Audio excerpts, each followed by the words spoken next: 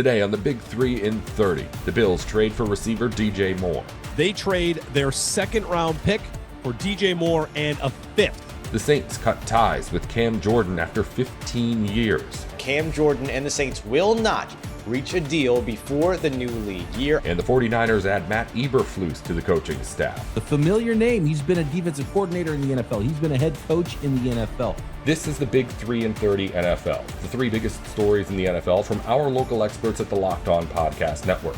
We bring you the real story, why it matters, what's next, who wins the big game, and more, all in 30 minutes. The Big 3 in 30 NFL starts now.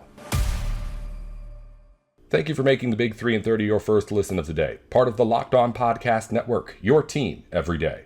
Today's episode is brought to you by FanDuel. Download the FanDuel app now by visiting FanDuel.com and win $300 in bonus bets if your first $5 bet wins. The Bills made a trade Thursday and got Chicago wide receiver DJ Moore to give Josh Allen a new target.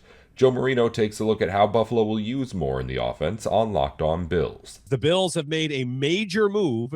They've acquired DJ Moore from the Chicago Bears. They trade their second-round pick for DJ Moore and a fifth. And we will talk all about what it means, the fit, the position addressed, and all the fallout of it. Because first we got the deal, then we got let's see what the compensation is. And it feels like, Joe, at that moment, maybe some people turned on this idea, a second-round pick for Moore and a fifth. I like DJ Moore. He's a good football player that obviously elevates the Bills' offense. It elevates the receiver room. He's a good route runner, wins at all levels of the field, good yards after catch player. The part of the trade that's hard for me is what the Bills gave up, a second-round pick, number 60 overall, for a player that is entering his age 29 season. And, of course, the contract piece that is very complicated. The Bills are basically taking on a contract that is essentially a 3-year deal that is $73.5 million with a lot of that guaranteed. So they gave up quite a bit here, and obviously we'll see how it plays out. And he could certainly come in and be a highly productive player for the Bills, but it hasn't been that good of a story to tell over the last couple of seasons with Chicago. And I'm sure part of that is the two different offenses over the last 2 years, Caleb Williams and some of his growing pains. There's been some accuracy issues there as well, but it feels like a hefty price to pay when you're considering the contract and the age. Exactly. I mean, we're bringing in a player that is, maybe been on the decline a bit, and we continue to make the comments where it's hard to build a roster when you got Josh Allen's contract on the books, but yet we just brought a player in and gave up a second-round pick for $15 million guaranteed in 2026, another $24 million guaranteed in 2027. You just lit a second-round pick on fire. That's at a position group that we've seemed to have acquired a lot of hefty contracts with minimal production. It's a little bit hard to swallow a little bit. I mean, this is something you really have to look at and hope that DJ Moore can regain his form with a coach and a group that he's familiar with from Carolina. It's kind of wild, guys. Like you guys know me. I'm all about this position, this conversation. I'm just in my head running through some of the math. Again, we're all kind of reacting freshly to this. The Bills have in the first 4 rounds of the draft. Let's go first 3 rounds. First 3 rounds of the draft, the entire Brandon Beane era. The draft picks are Keon Coleman. The trades are Diggs, Calvin Benjamin, Amari Cooper, DJ Moore. He has shown that he'd rather get someone that's been established, whether that's a deadline move, Band-Aid move. Like, he does not fundamentally want to do it early. I want to say he doesn't respect the position to draft early enough, but he does respect it enough to get Band-Aids. So, like, to that point, and this is a very key point for me, I said to you guys last week, this exact move would be one I would need to be talked into. I was like, DJ Moore, you have to talk me into that idea, because I feel like it could go down the Amari Cooper road, which is, it looks like he doesn't have it anymore. He could age out quickly. But I'll say this, like my positive spin on it is this. It's a Band-Aid. The Bills do need a Band-Aid. I also thought they can't just draft a guy and hope that he comes in and answers all their questions. I wanted Evans, A.J. Brown. If DJ Moore is that guy, I get that. My fear, though, is by spending the second that I'm going to go through another draft without addressing this position to try to build it from where it should be built. It is unbelievably expensive, this position, and we're seeing why it's so expensive again. So can I like that they have this player, but still feel very concerned that the lessons have not been learned yet? Like, to me, that's bad news. Jeremy, it's exactly why I was in on Mike Evans as kind of the big fish at receiver, or even, I mean, honestly, Romeo Doubs, because you don't have to also give up the draft capital, right? That's the piece to this. It's cap dollars and a pretty high draft pick invested into this player. And given the amount of needs that the Bills have, it didn't make sense for me to dump all of that into the answer at wide receiver. So it's not the move I would make. If it was a 4th round pick, okay, all right, you restructure the contract, you get the first year down to a $6.7 million cap hit, and you can stomach that. But the second round price tag plus what they guaranteed into the future, all right, there's some head scratching elements to that. I think that's the biggest thing, is what you had to give up to get them. And I understand they're going to redo the contract. They'll make it more team friendly, free up some space and all that. You hope that DJ Moore can continue to be the player that he has been in the past. I mean, I like his skill set. I like the fact that he can win on all 3 levels. I like that he gets off a man. He's very well-rounded. As he can play inside, he can play outside. He can do all those things. There's a lot to like about DJ Moore.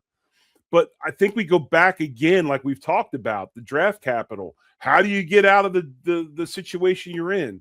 By drafting players with rookie contracts.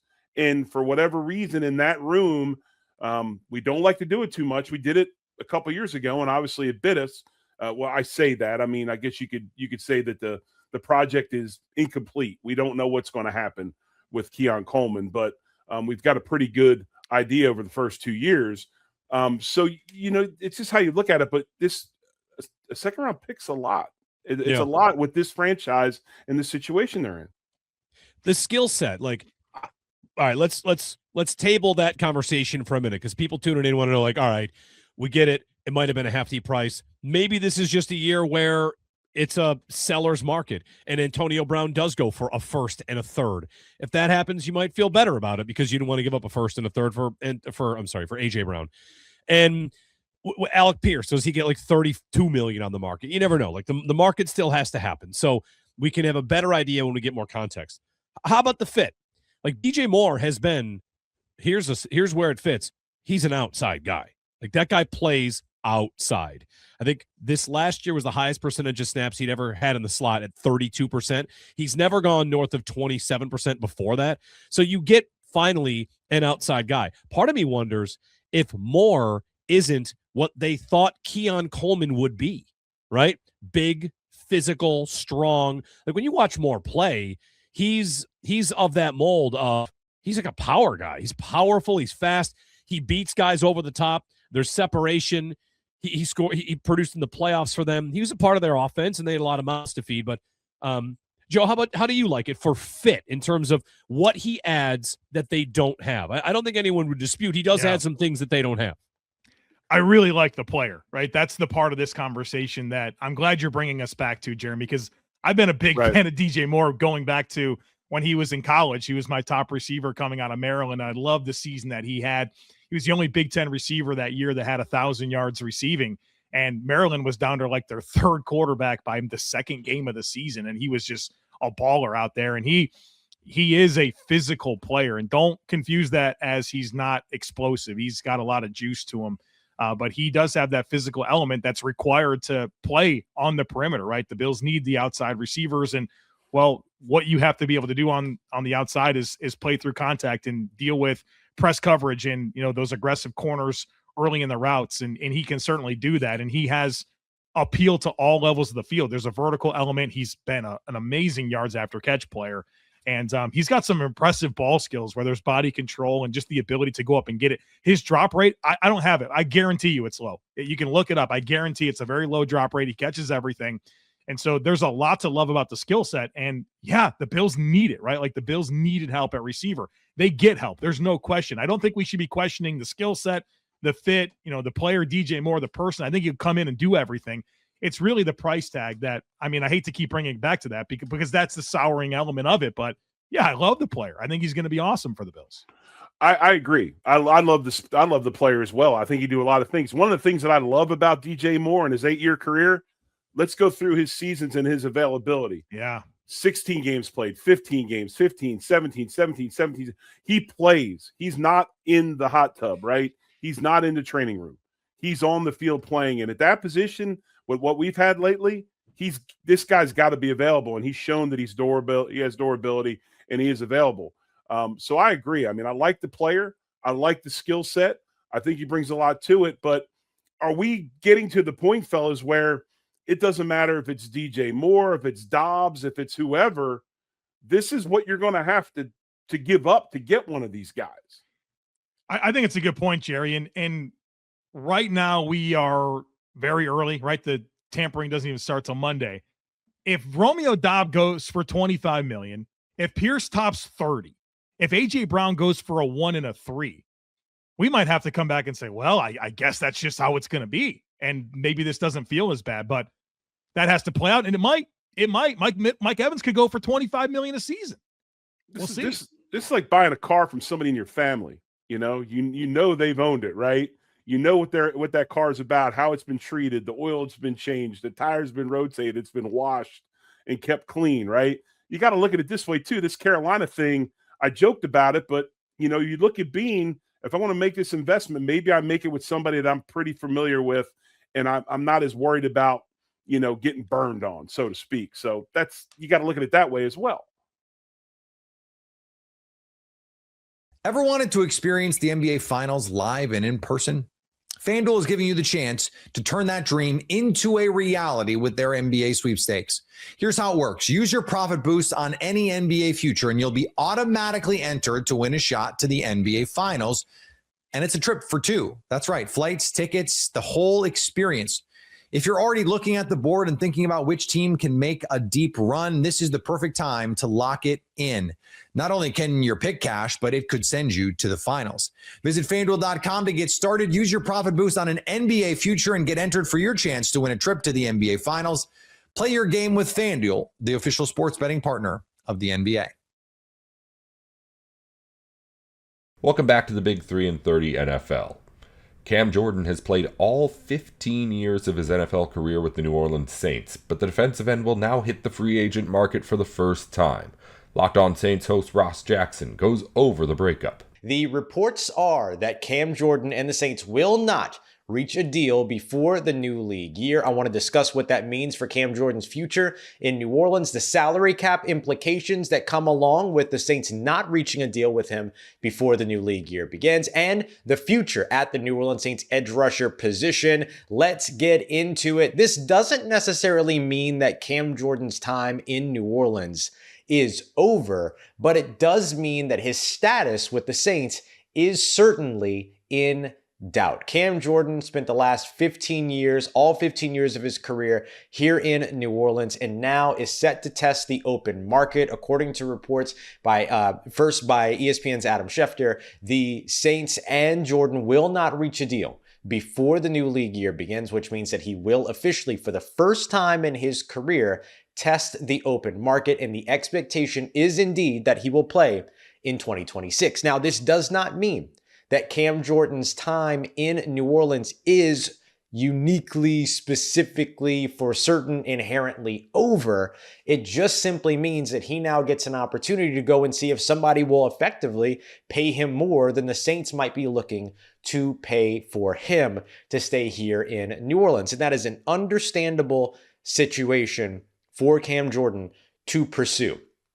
He is in a very unique situation going into his age 37 year of his 16th year of his career at the age 37, but is also coming off of a 10.5 sack season, which in my opinion precludes the age, but the NFL market will always operate in terms of trying to give you the least amount of money possible. So this gives him a chance to go out there and try to maximize his market, and then could potentially even go back to the Saints and say, okay, these are the offers that I've gotten. Are you willing to match this? Are you willing to meet my market? And then give the Saints the chance at that point to say yes or no, or he could just take a deal that he likes elsewhere. He could head back home to Arizona. So many different opportunities that are sure to be there for the Saints' all-time sack leader, who again is coming off of 10.5 sacks from just last year while playing the second fewest snaps of his career in the process. Also had 15 tackles for a loss as well as 15 hits on opposing quarterbacks. So I would say that the future of Cam Jordan in New Orleans is in question. It's in doubt, but the future for Cam Jordan in New Orleans is not specifically or inherently over at this point. We'll have to see how things play out next week in terms of what types of offers he gets out on the market and whether or not the Saints are willing to match that. Speaking of payment when it comes to Cam Jordan, salary cap implications are pretty clear. The Saints are already on the hook for over $18 million of dead cap with his departure or with him staying. One way or another, they'd have to eat that money.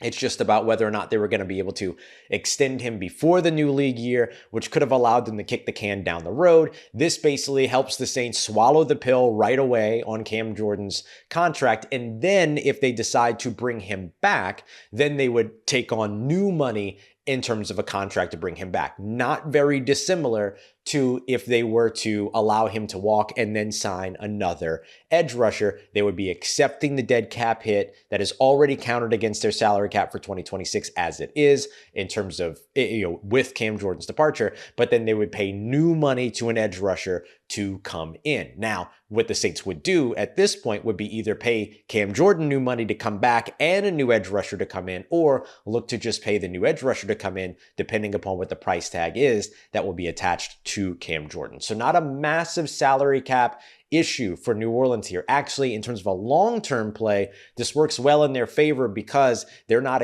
pushing money or extending that expense into future years. They're taking the pill now and then could potentially pay him more on top to come back, or could begin to look elsewhere in terms of what else the market has to offer. If Cam Jordan does indeed play 2026 in a new uniform for the first time in his career, it would mean a new era for the New Orleans Saints when it comes to the makeup of their edge rusher rooms. We want to take a look at who's here, who's not, and who could potentially be signed. Oh, hey, and by the way, I had an episode ready to go for today at 5, a little bit more evergreen. This is important news that took precedent here, so I'm going to move the afternoon show that was looking at Alec Pierce and potential wide receiver additions to tomorrow afternoon. And so this is today's second episode, but of course, we'll always have a fresh episode for you in the morning as well on Friday. So lots coming up here over on Locked On Saints every single Monday through Friday. Don't forget to join the Everydayer Club as well for additional content and early notification on some of these big stories. You can find the link in the description and get a month for free with the promo code FREEAGENCY at lockedonsaints.supercast.com. So let's operate now with an assumption that Cam Jordan won't be back in 2026. How do you rebuild the New Orleans Saints edge rusher room? Well, what the Saints already have in the building is clear. Chase Young is the top edge rusher in this room. Chase Young is the top edge rusher for this team, probably the top defensive talent, and to many, the best player on this team from 2025. He will be the top guy going into 2026. That was going to happen no matter what. That was going to certainly be the case.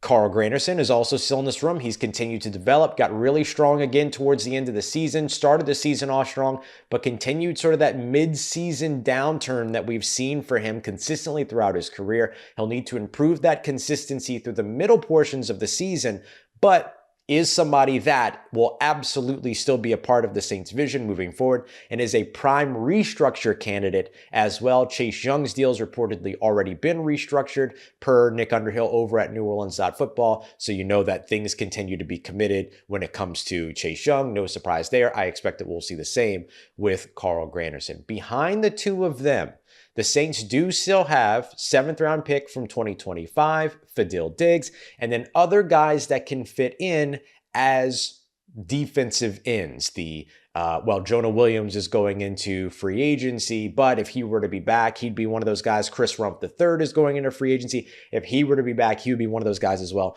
So there's a major opportunity here for the Saints, if Cam Jordan were to sign elsewhere, to completely change and flip this defensive end room to where you have two of your top three guys in Chase Young and Carl Granderson. Then you'd probably want to go out and get another top option that can rotate for you at edge rusher. You'd probably want to add another depth piece as well. And then you would have Fadil Diggs and the potential for some other kind of lower level, financially speaking, signings that you can bring in to help bolster this roster. Now, the Saints can do this pretty effectively, both in free agency and in this year's draft. Free agents in this year's class include names like Caleb Von Chason from the New England Patriots, Josh Uche, most recently of the Philadelphia Eagles, or Odafe Owe, who spent some time with a couple different teams, most recently with the Los Angeles Chargers. Those are some of the top names when it comes to those that they could pursue when it comes to edge rushers. However, going into the draft would give them a really, really good stock as well. At pick number 8, there's the potential to draft a guy like David Bailey out of Texas Tech or Ruben Bain Jr. Those are the two top edge rushers in this class. Ruben Bain Jr. out of Miami, perhaps even Arvell Reese, who's more of this hybrid, can drop back in the coverage, play linebacker, but can also rush the passer for you type of chess piece, if you will, out of Ohio State. Or they can look later on in the draft where this is a really, really deep edge rusher class. The Saints can go into day 2 or day 3 and potentially land a rotational piece to go along with a big signing, or wait until later in the draft to sign a rotational piece after going earlier in the draft for a key piece at round 1, right? You can draft David Bailey in the first round, 6'5", 251 pounds, ran in the 4.5 range this past month or a couple weeks ago at the NFL Combine, and then go later on in the draft for maybe a bigger body or another speed rusher, right? You can complement and build with multiple additions over the course of the offseason, and the Saints will undoubtedly have multiple additions over the course of the offseason. Now, let's assume that Cam Jordan does return. Then you have Chase Young, Carl Granderson, and Cameron Jordan all back, but I don't think that means that you check the box at edge rusher and move on. I think you're still looking to add additional edge rushers. And so going for one of those top free agent names, going for one of those top draft names, supplementing with additional depth by going later in the draft at the position as well, should all still be options, even if Cam Jordan does return to the New Orleans Saints, if the market allows him to do so or allows the Saints to be able to be competitive in terms of maintaining his services here in New Orleans. But in any case, I think the Saints will be in the edge rusher market. The question is whether or not Cam Jordan will now be a part of the additions that come, as opposed to what we've seen over the course of the past 15 years, to where he's been the mainstay, the cornerstone of the position. Ever wanted to experience the NBA Finals live and in person? FanDuel is giving you the chance to turn that dream into a reality with their NBA sweepstakes. Here's how it works. Use your profit boost on any NBA future, and you'll be automatically entered to win a shot to the NBA Finals. And it's a trip for 2. That's right. Flights, tickets, the whole experience. If you're already looking at the board and thinking about which team can make a deep run, this is the perfect time to lock it in. Not only can your pick cash, but it could send you to the finals. Visit FanDuel.com to get started. Use your profit boost on an NBA future and get entered for your chance to win a trip to the NBA Finals. Play your game with FanDuel, the official sports betting partner of the NBA. Welcome back to the Big 3 and 30 NFL. The 49ers hired former Bears head coach and Cowboys defensive coordinator Matt Eberflus to the coaching staff. San Francisco hasn't given him a specific job yet, so Eric Crocker and Brian Peacock look at what he could do to help the defense. You're getting ready for the 2026 NFL Draft. San Francisco 49ers adding Matt Eberflus, a familiar name. He's been a defensive coordinator in the NFL. He's been a head coach in the NFL.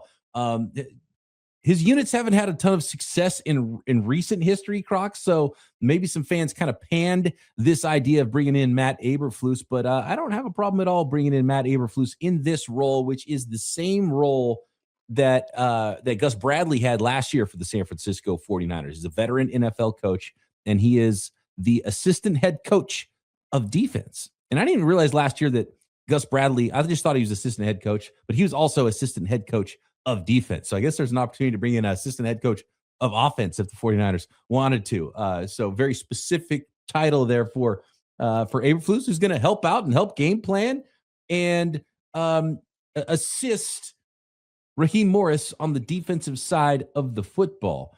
For those who don't remember, he was defense coordinator of the Dallas Cowboys last year, one of the worst units in the NFL. They traded away their best player right before the season started, which always does not help. He was the Bears head coach to not a lot of success from 2022 to 2024.